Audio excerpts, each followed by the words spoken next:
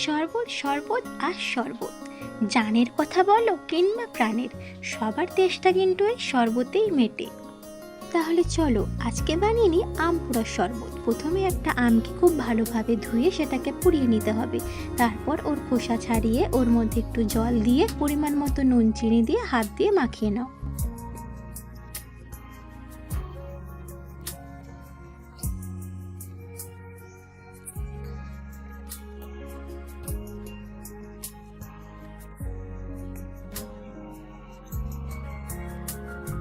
তারপর গ্লাসের মধ্যে দিয়ে দাও একটু বরফ কুচি আর একটা ছাঁকনির সাহায্যে জলটা ছেঁকে নাও।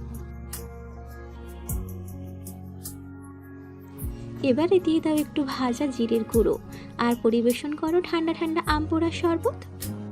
কেমন লাগলো জানিও। সবাই লাইক এন্ড সাবস্ক্রাইব করে পাশে থেকো, ভালো থেকো, সুস্থ থেকো। টাটা।